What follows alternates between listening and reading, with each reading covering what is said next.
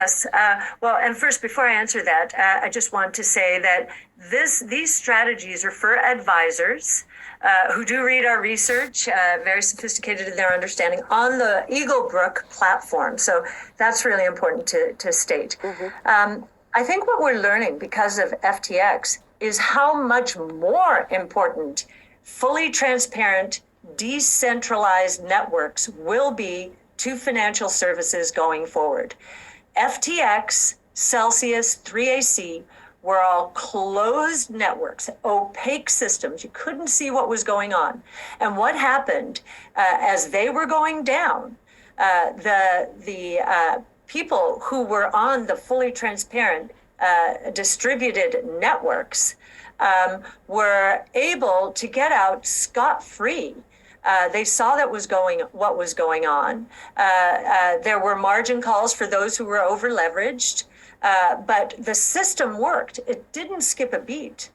Those other companies went out of business. It's a little bit like 0809. The old financial world is very opaque, not transparent. The new world that we're entering, and we do believe DeFi will actually get a boost coming out of this because it's so obvious now. Decentralized and transparent is the way to go. Those networks didn't skip a beat. All of the transactions were completed. And there are all kinds of metrics saying they're getting stronger now. It's very interesting to note that Sam Bankman-Fried, who has either committed gross negligence or outright fraud, he didn't like Bitcoin. He didn't like it. And why didn't he like it?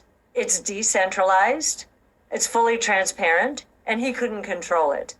He was trying to control the crypto world, master of the universe. And that was a recipe for failure. It's been most unfortunate because so many people have been hurt because of it.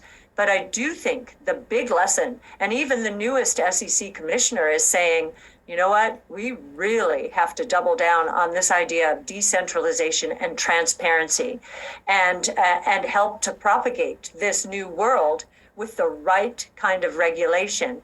And it's not like they have to change regulations. As Brian Armstrong says at Coinbase, we don't need new regulations. We need clear regulations. And we certainly need more clarity from Gary Gensler at the SEC. And the other thing we need, I would submit, is we would have saved a lot of people from some of the catastrophe that FTX has presented them with something like a Bitcoin ETF, a regulated. Instead, a lot of people went offshore and then got carried away with it. So I think the SEC deserves some blame for what has gone on as well.